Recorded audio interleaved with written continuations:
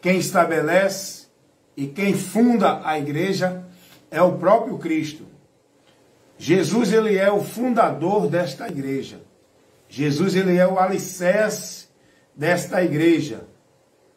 A gente pode ver lá em Mateus 16, quando Jesus, ele questionando Pedro sobre o conhecimento que os apóstolos tinham dele, o que era que as pessoas diziam dele, de Jesus, e depois Jesus questiona os discípulos, e vocês, o que é que dizem ser o Filho do Homem?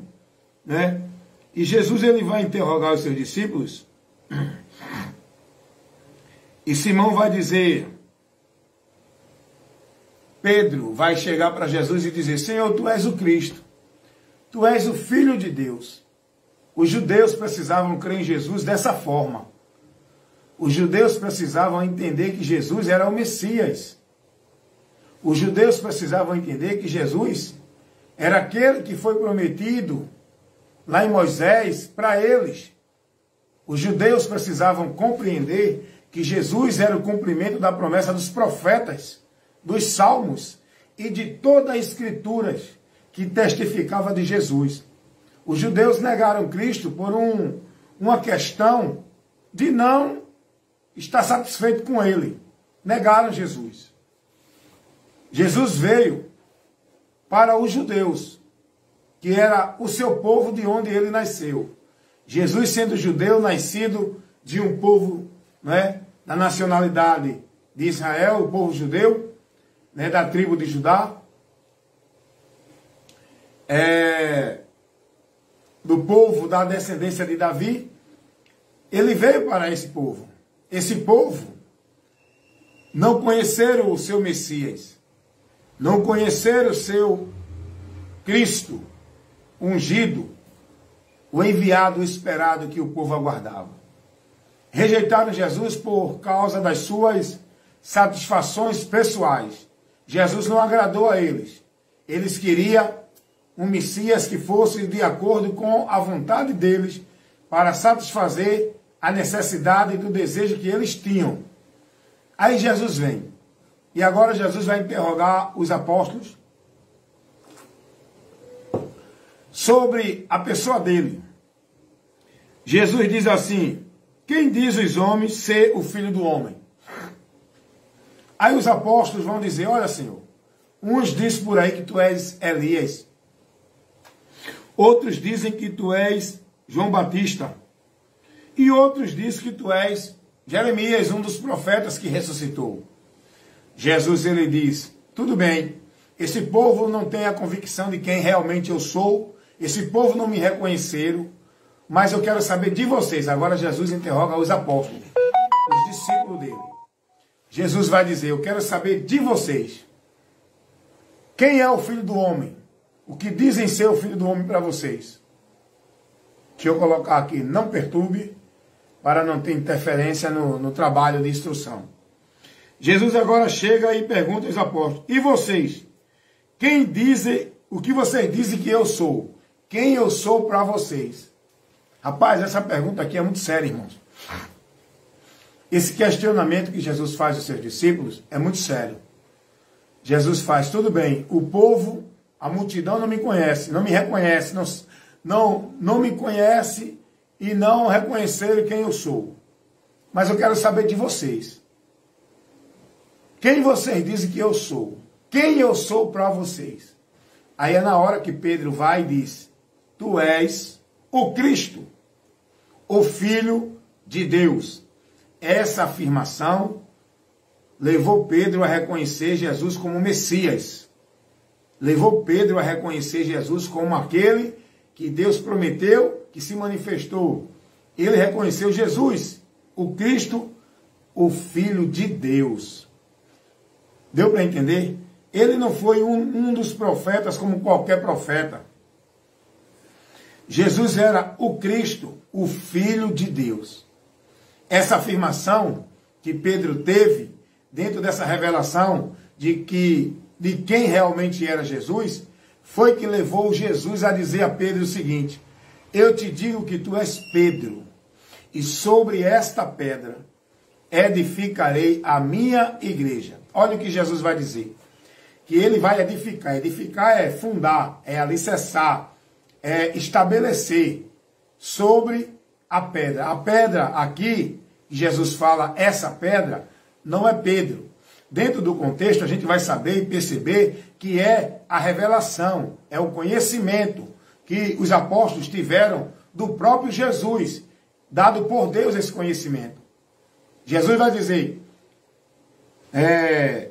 não te revelou a carne nem o sangue. Este conhecimento, esta revelação não vem para vocês dentro da sabedoria humana. Por homem, foi o próprio Deus que revelou em vocês a minha pessoa de quem eu sou. Os apóstolos creram no testemunho que Deus deu de Jesus Cristo. E eles receberam. E aí, Jesus vai dizer sobre esta revelação, sobre esta afirmação, sobre este conhecimento, eu edifico a minha igreja. Agora, aqui é bom a gente entender 3 pontos. Mateus capítulo 16, versículo 18. Jesus vai dizer, pois também eu te digo que tu és Pedro, e sobre esta pedra edificarei a minha igreja, e as portas do inferno não prevalecerão contra ela. Observe aqui 3 pontos. Jesus vai dizer, pois eu te digo que tu és Pedro, e sobre esta pedra, que pedra é essa? Que Jesus está falando. Esta pedra é o próprio Jesus, o conhecimento dele, que todo que tem esse conhecimento e crê, está alicerçado nesta pedra. Jesus vai dizer, sobre esta pedra, que é a rocha, aonde está fundada a igreja. Jesus diz, sobre esta pedra, edificarei a minha igreja.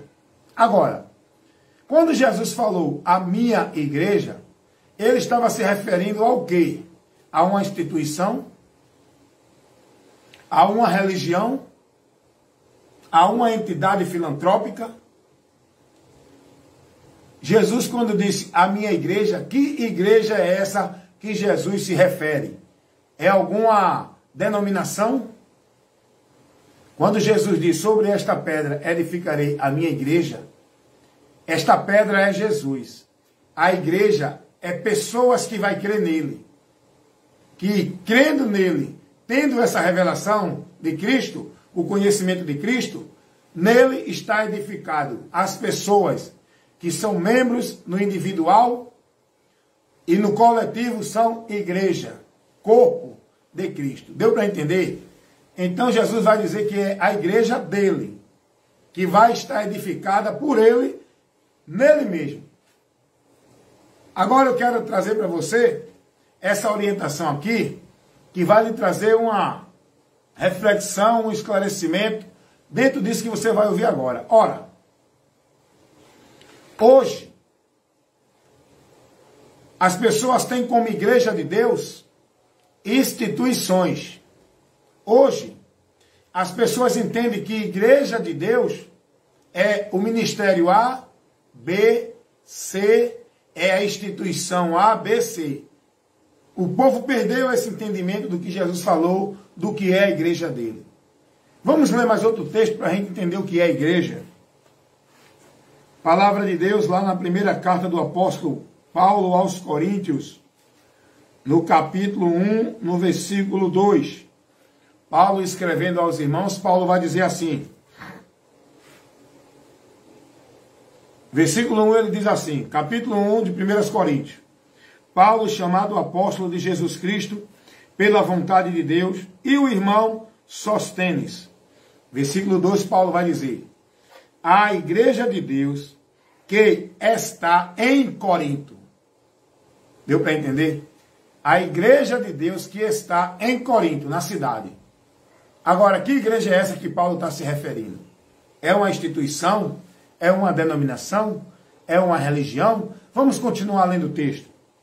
A igreja de Deus que está em Corinto, aos santificados em Cristo Jesus, chamados santos, com todos os que em todo lugar invocam o nome de nosso Senhor Jesus Cristo, Aí Paulo agora vai dizer quem é essa igreja.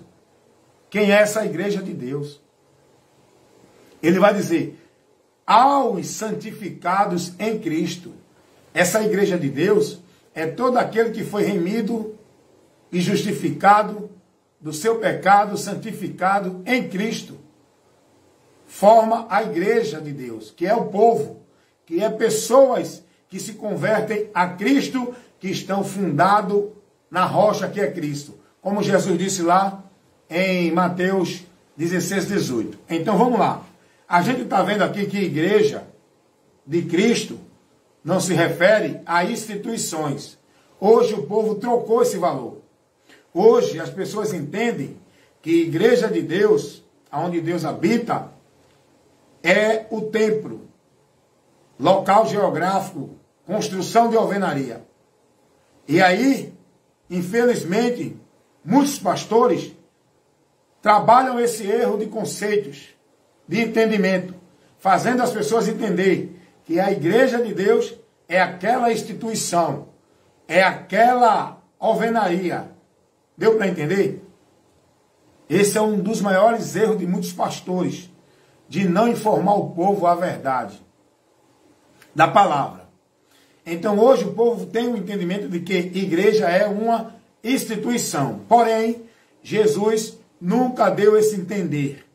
A igreja dele, quando ele disse sobre esta pedra, sobre ele, a revelação dele, o conhecimento dele, ele disse, eu edificarei a minha igreja. Não é uma instituição, não é um ministério, religião.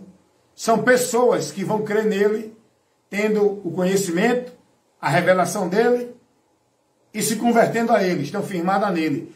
São igreja. A palavra de Deus vai dar uma simbologia de que todos nós somos membros de um corpo que forma a igreja. Há muitos membros, mas um só corpo, que são todas as pessoas que formam o corpo igreja de Deus, de Cristo. Não tem diferença, igreja de Deus, igreja de Cristo. Quando fala de Cristo, fala de Deus, está falando do Deus único, amém? Então, mas o que acontece hoje? As pessoas são ensinadas de que a igreja de Deus é uma instituição. Por quê? As instituições, elas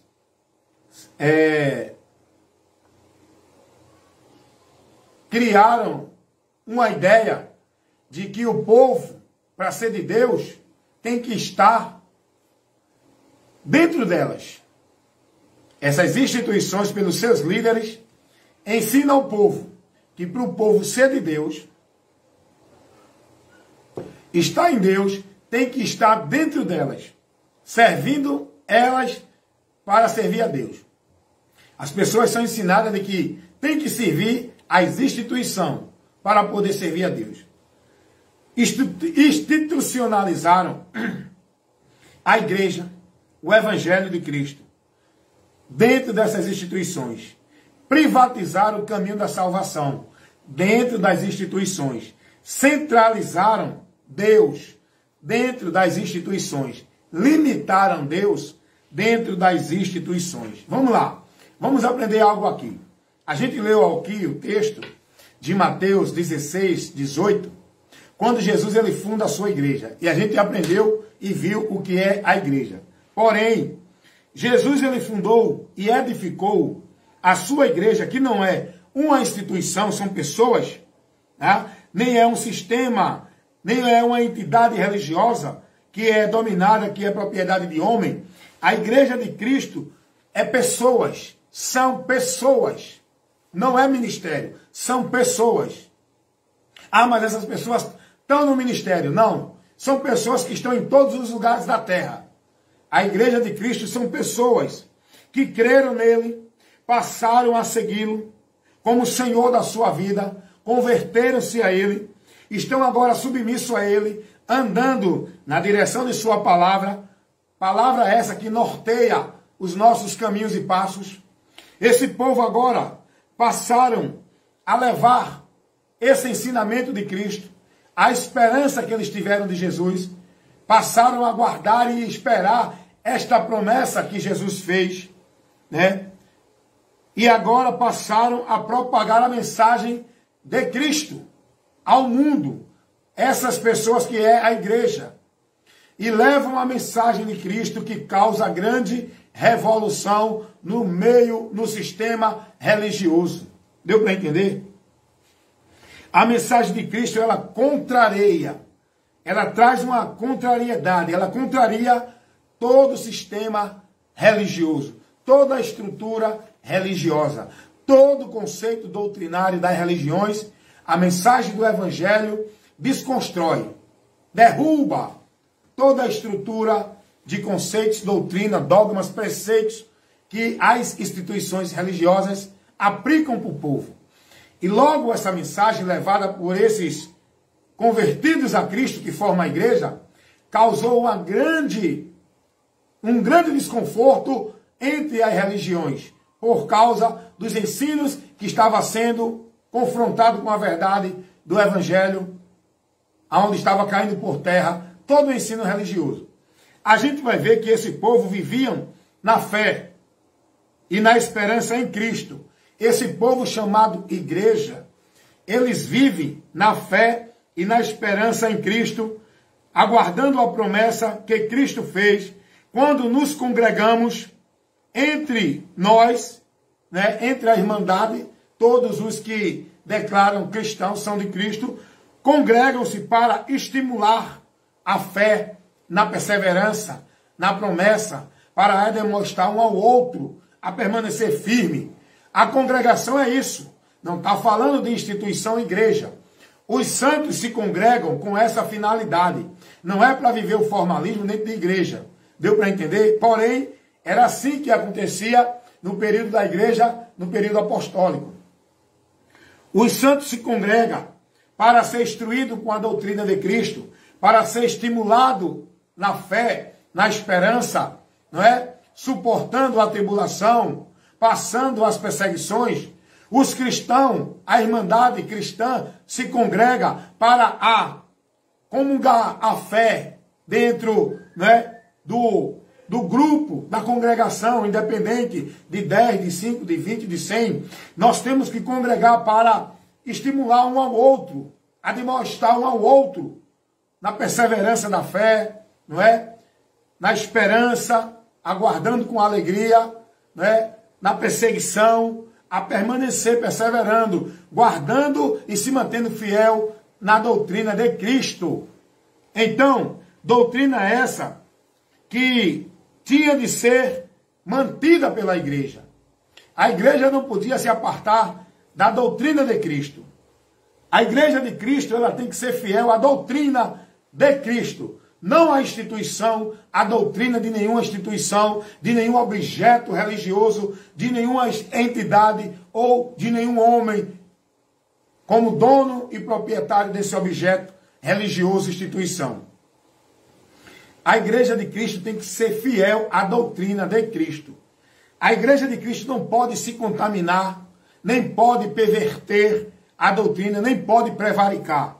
Tem que se manter fiel na doutrina.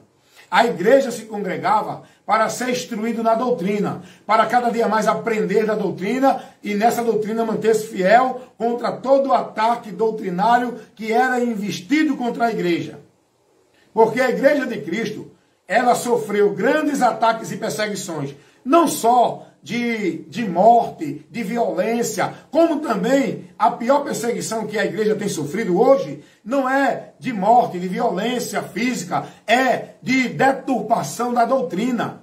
São investidas no meio da igreja de fermentos para levedar todo o conceito da sã doutrina de Cristo, que o inimigo levanta pessoas para trazer uma doutrina formulada dentro dos preceitos dos homens, que leva o povo a negar o Cristo, a apostatar da fé, sair da doutrina, prevaricar e não perseverar na doutrina. A igreja se congrega para motivar, para aprender, ser instruída, a manter-se fiel a Cristo pela doutrina, a perseverar na fé, aguardando a esperança, suportando a perseguição, a tribulação, toda investida contra a nossa vida para nos fazer negar a fé. Então a igreja se congrega para isso. A igreja de Cristo. Não estou falando de instituição, ministério, onde o povo está aglomerado lá dentro. Deu para entender? Esse povo chamado igreja sofre grande perseguição por causa da mensagem, por causa da doutrina, por causa da fidelidade a Cristo, por causa da esperança e da fé em Cristo. E a perseguição começou quando Cristo, ele morre, ressuscita, sobe aos céus. Os discípulos agora, eles se isolaram. Os discípulos de Cristo, com a morte de Cristo, eles se isolaram, com medo da perseguição que se deu. A perseguição que se deu contra a igreja de Cristo, que era o povo, começou pelos sacerdotes, pelos anciões das religiões de Jerusalém, das religiões judaicas. A perseguição contra a igreja de Cristo começou pelos anciões, que tinham autoridade de polícia e mandava os seus exércitos prender e ir atrás daqueles que eram fiéis a Cristo e propagavam a doutrina de Cristo. Quando Cristo morre e é assunto ao céu, os irmãos ficaram agora isolados. Foi o que Jesus disse, até que do alto eles fossem revestidos de poder para receber a ousadia de Deus, para enfrentar a perseguição e pregar o evangelho, não só em Jerusalém, Samaria, Judéia, mas em todos os confins da terra. Foi isso que aconteceu. Jesus envia poder, o poder era a virtude do Espírito Santo. Era a unção de Deus na vida dos irmãos. Não era para pular, marchar, correr, falar língua estranha e viver o prá. O revestimento de poder que os irmãos receberam lá em Atos dos Apóstolos foram para terem ousadia para pregarem o evangelho. Pois antes, até então, eles estavam isolados, dentro de um local restrito, porque estavam com medo da perseguição. Quando Jesus reveste-o, enche os seus discípulos com ousadia e poder, eles começam agora a proclamar a mensagem do evangelho ao mundo. Foi espalhada naquele período lá, no mundo inteiro. Judéia, Samaria, Galiléia e todos os confins da terra, como Jesus disse que assim aconteceria. Bem, a partir da primeira perseguição que os apóstolos, que os discípulos de Cristo tiveram, pelos líderes das religiões judaicas, depois, agora a igreja de Cristo vai sofrer perseguição pelos imperadores romanos.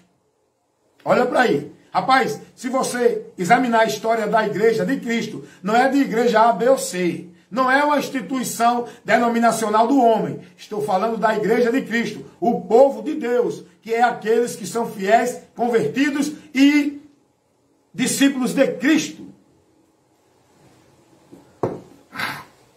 Agora o povo vai sofrer uma grande perseguição pelos imperadores romanos. Porque a mensagem do evangelho incomodava o sistema doutrinário pagão de Roma. E os cristãos eram uma pedra de tropeço para os imperadores. Como a história fala do imperador que culpou os cristãos de incendiar, não é, a cidade, tocar fogo e botou a culpa nos cristãos. Se eu não me engano foi Nero, não é? Tocou fogo na cidade e colocou a culpa nos cristãos para que a perseguição fosse justificada. Aí, ao longo da história, outros imperadores se levantaram com perseguição aos discípulos, aos membros da igreja de Cristo. Como Paulo fazia, Saulo. Paulo era perseguidor? Paulo não perseguia instituição religiosa, não. Paulo perseguia era o povo. Eram os membros da igreja que formam a igreja de Cristo. Paulo não perseguia ministério A, B ou C. A perseguição é para o povo que está em Cristo, os cristãos. E aí, os imperadores começaram agora também a perseguir. Foram vários imperadores que a história fala, Diocleciano, não é? Os imperadores Dioclécio, Diocleciano e outros imperadores que lançaram perseguição ao povo Igreja de Deus, aos cristãos. Aí você vai estudar história. No século III, levanta-se o imperador Constantino e cessa a perseguição que os cristãos estavam tendo. Constantino, ele se declara cristão, convertido a Cristo. Só que não. Constantino, ele teve uma visão política. Ele criou uma estratégia política para ganhar a confiança dos cristãos, que era um povo que estava, não é, em números, crescendo. E isso era satisfatório para ele, que estava no período fragilizado no seu império, no seu governo. Constantino, ele pega agora e ganha a confiança dos cristãos, cessando a perseguição. E olha a estratégia de Constantino. Ele pega agora o derivado de Cristo, o nome cristão, e faz da religião pagã de Roma, pega o cristianismo e faz uma religião. Ele adere o cristianismo a Roma como religião e no Edito de Milão, no século III, ele determina que o cristianismo é a religião oficial de Roma. Agora não é mais o nome da religião pagã. Agora botaram o nome religião cristã, como se fosse a Igreja de Deus. A partir daí, a instituição romana institucionaliza, né? Institucionalizou o cristianismo dentro da sua entidade, dentro da sua instituição. Muitos cristãos se deixaram levar por essa ação de Constantino e se renderam a ele sem questionar e se submeteram a ele como o mestre, o líder dessa religião cristã. Porque o povo, a Igreja de Cristo, o povo, eles foram orientados pelo próprio Cristo a ser fiel a Cristo, guardar a palavra de Cristo e manter-se firme na palavra de Cristo. E não apostatar, não adulterar, não desviar da fé. E não se submeter a nenhum sistema religioso, governo de homem que venha nos fazer apostatar da fé, tirando-nos da doutrina de Cristo. Nós temos que manter a fidelidade a Cristo, mesmo que isso custe a nossa vida. Manter-se fiel à palavra e ao senhorio de Cristo. E não se submeter a nenhuma instituição, a homem, a governo, a coisa alguma. Deu para entender? Só que os cristãos que se aliaram a Constantino e passaram a ser propriedade da instituição romana, que teve o nome agora de religião cristã, apostataram da fé, abandonaram o compromisso com Cristo. A maioria abandonaram, mas teve aqueles que se manteve fiel a Cristo e a doutrina e não se alinharam, e não comunicaram, e não se ajuntaram, e não passaram a ser negócio do sistema romano por Constantino, criando uma estratégia para persuadir os simples, fazendo do cristianismo a religião oficial de Roma. A maioria dos irmãos se corromperam, mas os verdadeiros cristãos que se manteram fiéis a Cristo, eles não aderiram, eles não se submeteram, eles continuaram com a sua fidelidade e com a sua vida fundada, alicerçada em Cristo, na sua palavra, submetendo e obedecendo, pregando e vivendo. E não se deixaram dominar e ser negócio do sistema religioso romano. Deu para entender?